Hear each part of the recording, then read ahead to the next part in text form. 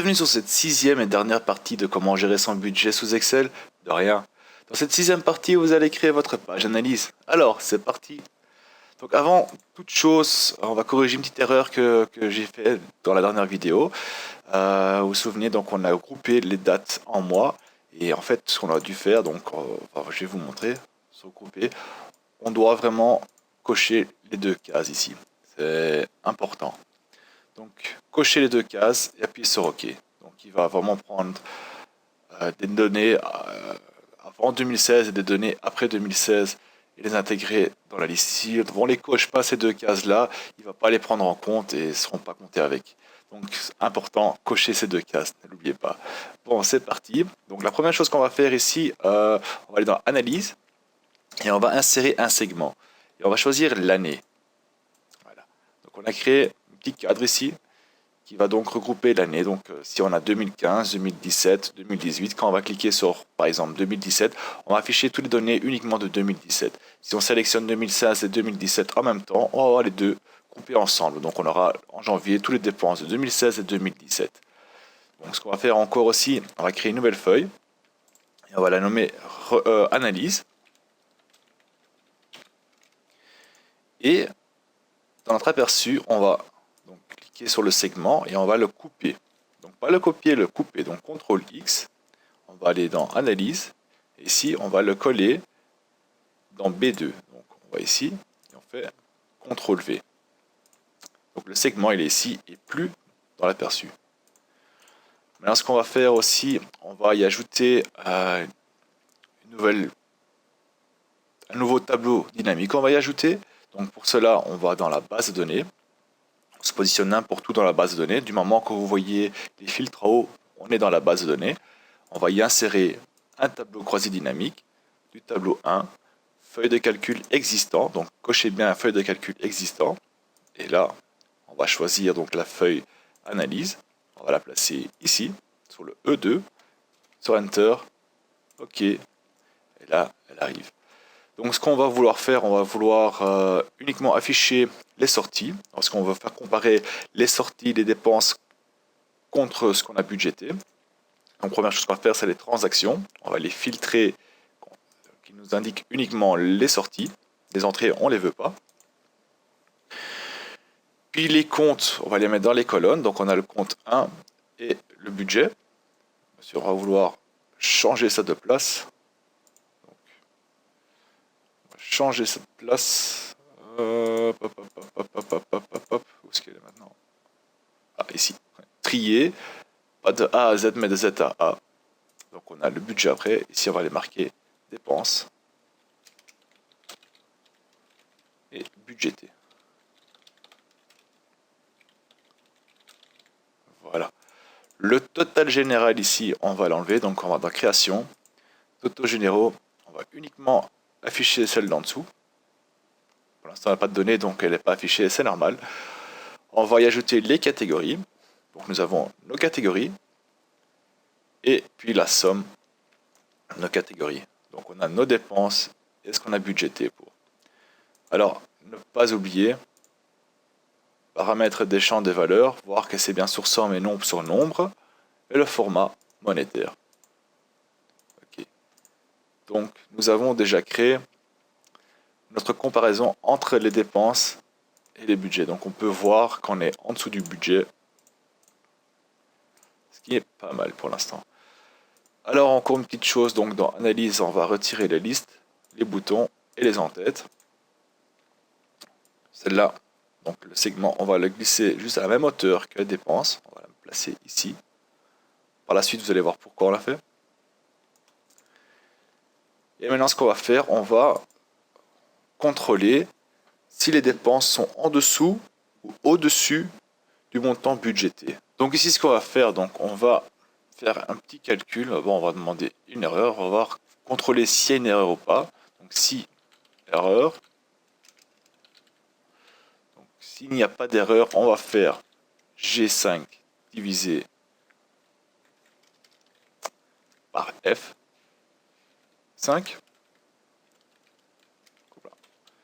S'il y a une erreur, on n'affiche rien. Sinon, on fait comme ça. là, ce qu'on va faire, on va copier cette formule dans toute la longueur ici. Et là, on va mettre en forme, on va mettre un jeu d'icônes. Donc là, vous choisissez ce que vous voulez. Ce que je vais faire, c'est celle-ci, j'aime bien celle-là. Et on va la gérer. Donc on va faire un double clic dessus. Première chose qu'on va faire, c'est cocher afficher l'icône uniquement. Alors, je ne veux plus voir les données qu'il y a dessus. Et on va dire que si la valeur est un nombre plus grand que 1,25, alors en vert, si le nombre est entre 1,25 et 1, je le veux en jaune, et tout ce qui est en dessous du 1, je le veux en rouge. Voilà, voilà, voilà. Donc là, on peut le voir parfaitement, hein, que la somme dépensée est en dessous du budget, donc ça devient vert. Ici, la somme dépensée est au-dessus du budget, ça devient rouge. Si maintenant la somme dépensée atteint 75% du budget, elle passera en orange. Donc voilà, donc nous avons donc créé une validation. Donc on va contrôler si nos dépenses dépassent le budget planifié pour cela.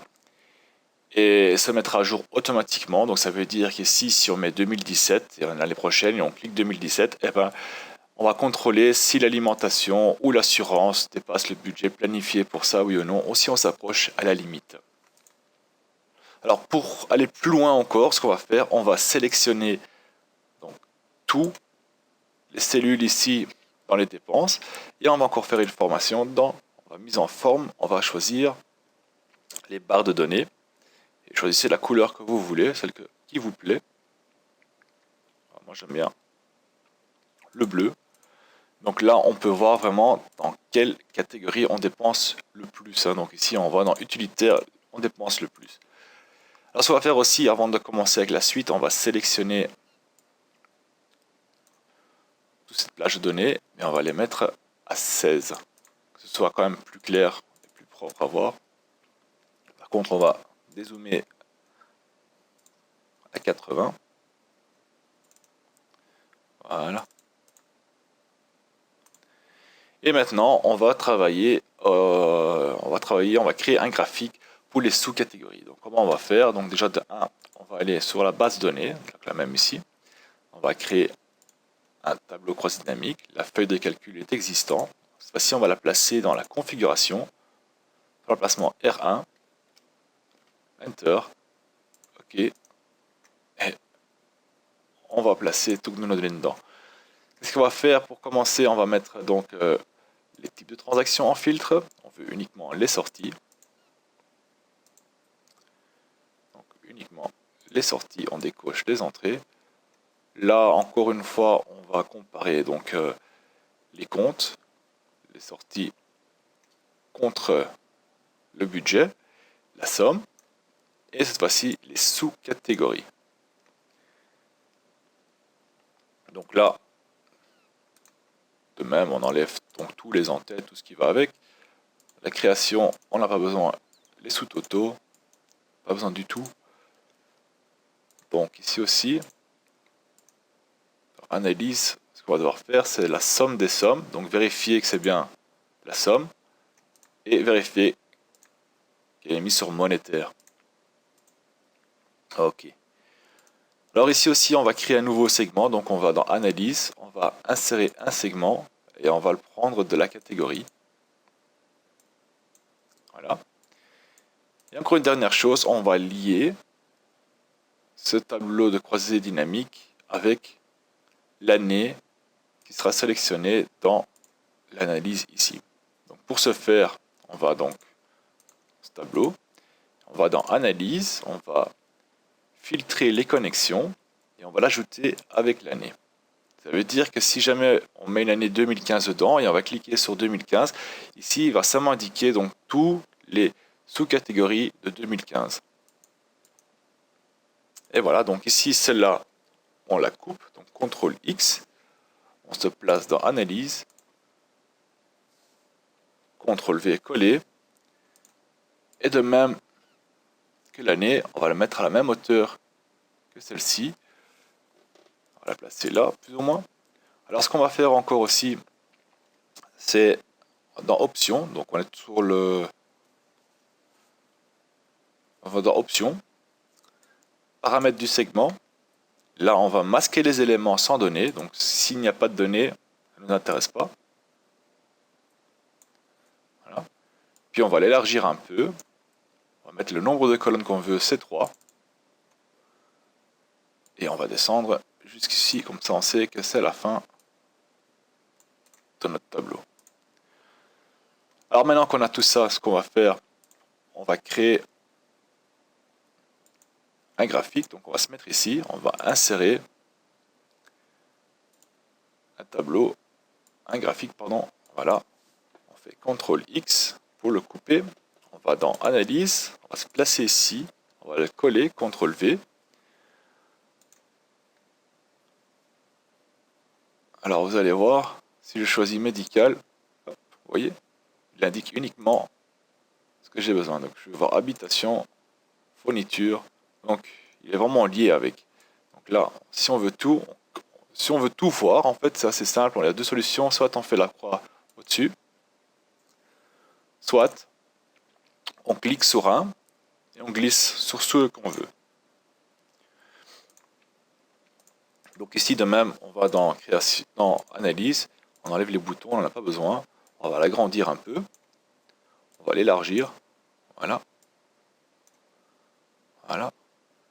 Alors ce qu'on va faire, on va bien l'agrandir. Voilà, comme ça. On va cliquer une fois sur la barre bleue. Ça, c'est notre budget. Parce qu'on va faire un clic droit. Le budget, je le veux en orange. On va le faire en vert. Voilà, le budget, on va le faire en vert. Et les dépenses, clic droit, je les veux en rouge. Voilà. Là, à nouveau, on peut le réduire. Le mettre à la même hauteur qu'ici. Hop, on le descend. On l'élargit un peu. Et voilà. On peut aller plus loin. Voilà. Donc désormais, nous avons notre analyse des sous-catégories. Donc, on a l'année, en sélectionnant l'année, on a les catégories qui sont là. Choisis médical, on a tous les sous-catégories qui sont affichées ici. Donc, on a budgété pour les médecins, je suis préparé ici. On a budgété pour la pharmacie, budgété pour les soins dentaires, et c'est ce qu'on a dépensé. Donc ça aussi, on va le changer. On va donc dans la config, budget, ici on va l'appeler dépenses. Voilà, voilà.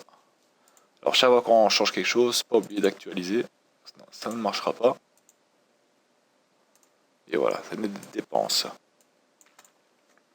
Alors maintenant, ce qu'on va faire, c'est un dernier graphique ici en bas qui va donc refléter nos dépenses sur le mois, sous l'année ou les années choisies.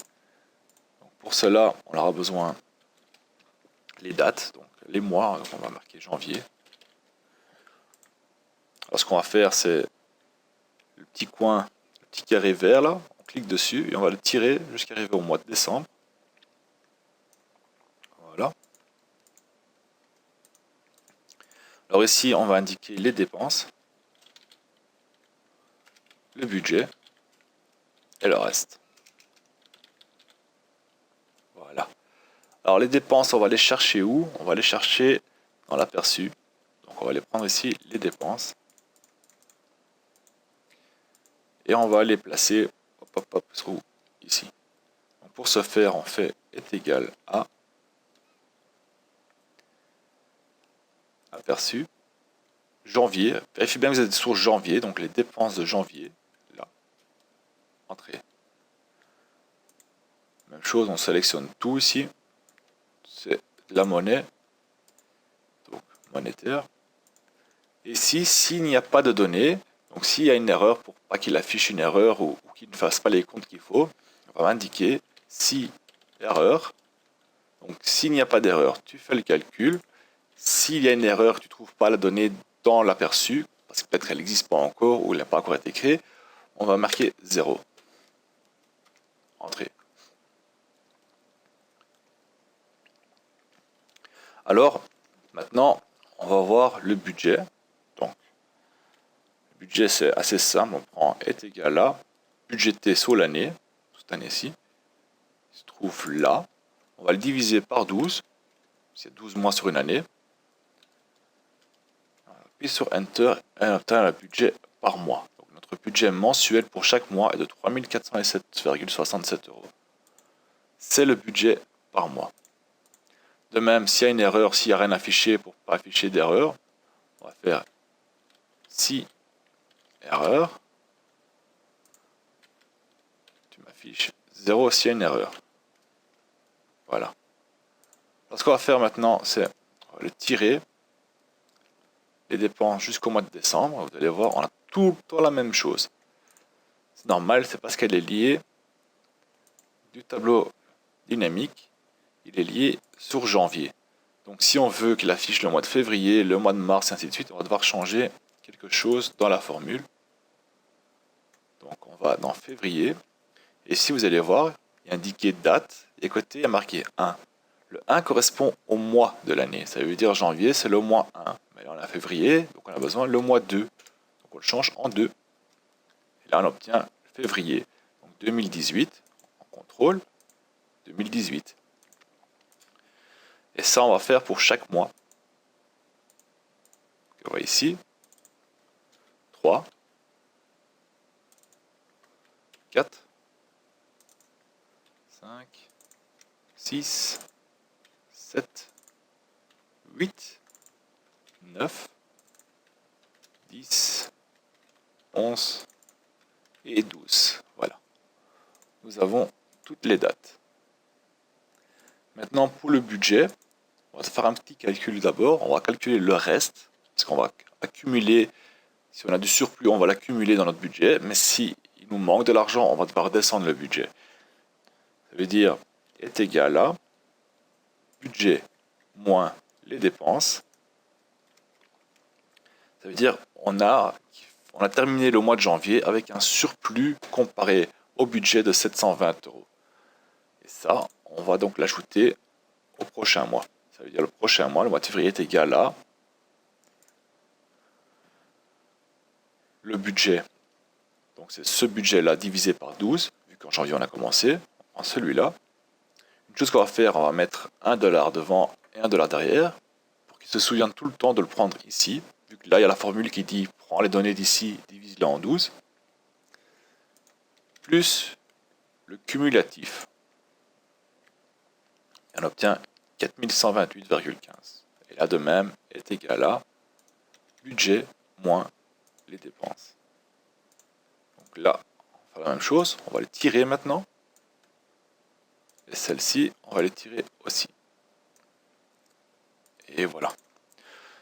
Si vous avez ces petites marques dessus, ce n'est pas grave, ne faites pas trop attention, on va placer un graphique par au-dessus.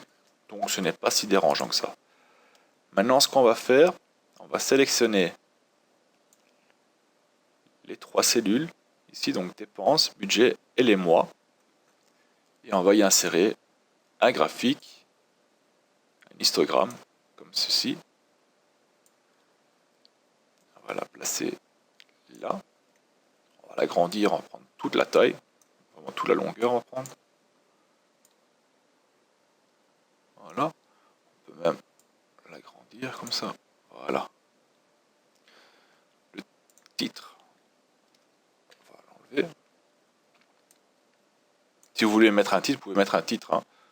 C'est à vous de voir. Alors ici, ce qu'on va faire, donc, je choisis mon graphique. Je vais dans modifier le type de graphique, tout en bas. Et là, ce que je vais faire, les dépenses, je veux un histogramme groupé. Et mon budget, je veux une courbe, mais avec des marques. Donc je fais OK. Donc là, ce qu'on va manipuler encore un peu. Donc la première chose qu'on va faire aussi, c'est choisir les dépenses. Clic droit dessus. On va les mettre en rouge. Bordure, je n'en veux pas, donc on va le mettre en rouge aussi. Puis nous allons sélectionner la courbe ici, avec notre budget. Aussi un clic droit. Et là, on va mettre en forme.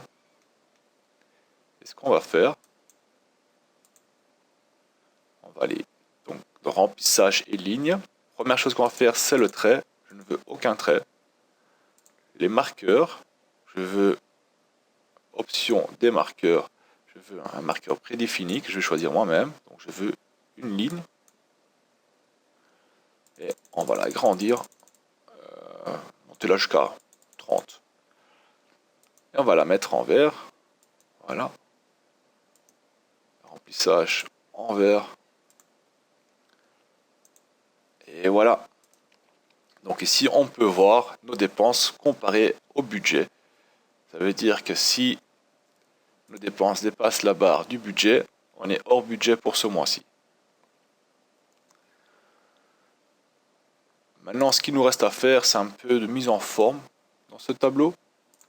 Donc, première chose qu'on va faire, c'est celui-ci. On va sélectionner 3 premières cellules. Et on va les masquer. Voilà. Par la suite, on va insérer une forme. Et la forme qu'on va prendre, c'est une forme ovale qui va prendre tout le graphique ici, on va dire. Donc, on va vraiment recouvrir tout le graphique. Là aussi, voilà.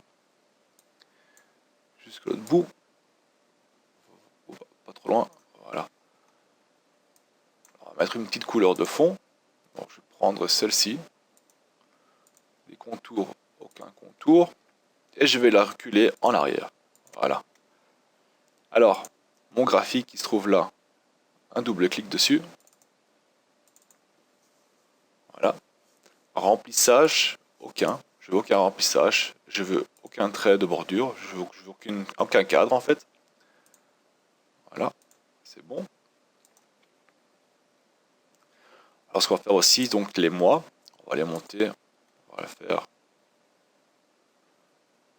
Ouais. C'est bon ça à 20. Nickel.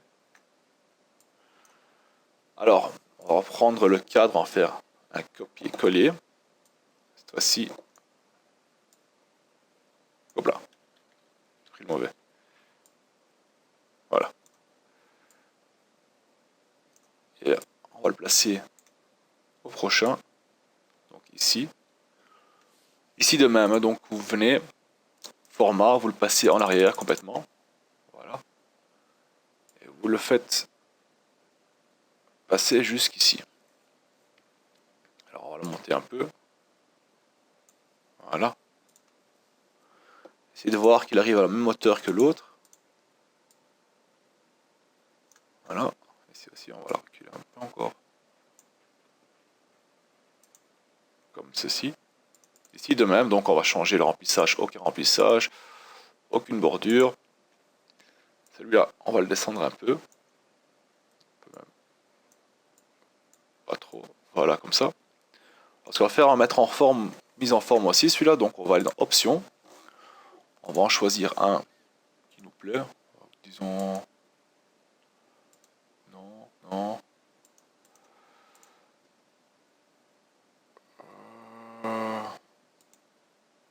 Mais je vais prendre celui-là ici. Alors ce qu'on va faire, clic droit dessus, on va le dupliquer. On va changer le format. Le remplissage, la même couleur que le petit cadre qu'on a mis autour. Ok, ok. Donc on le choisit maintenant. Voilà. Si vous souhaitez enlever la bordure, vous pouvez le faire. Hein. Donc, on va le faire peut-être mieux. Donc clic droit, modifier la bordure. Bordure aucune. On enlève tout. Aucune bordure, voilà. Il n'y a plus de bordure, donc c'est un truc uni. Donc de même, clic droit. Oh, pardon.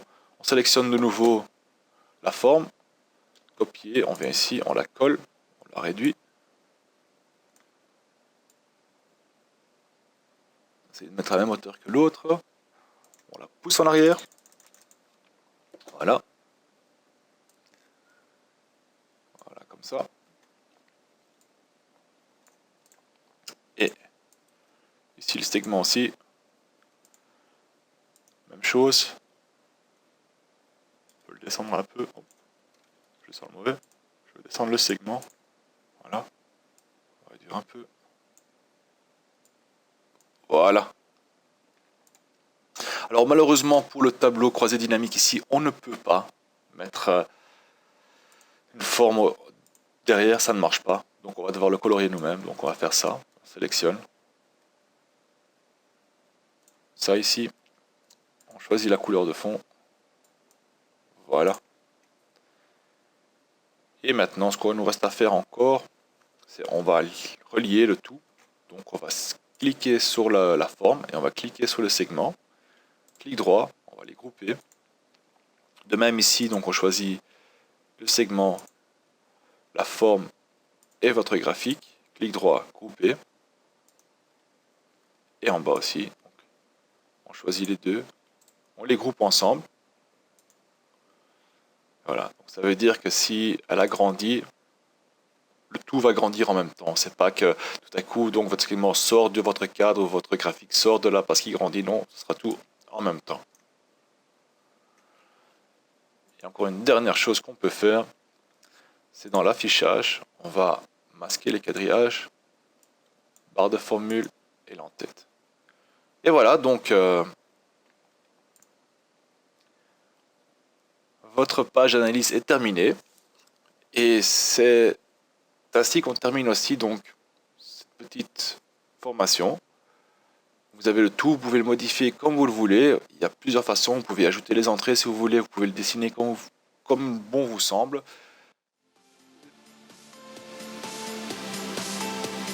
Et voilà, nous sommes donc arrivés à la fin de cette série de comment gérer son budget sous Excel. Si vous avez aimé cette série et souhaitez en découvrir davantage, alors il ne vous reste plus qu'à vous abonner à cette chaîne, si ce n'est pas encore fait bien sûr, pour être averti avant tous les autres des futures sorties de vidéos sur cette chaîne. Alors bon budgeting à vous et salut tout le monde. Ciao.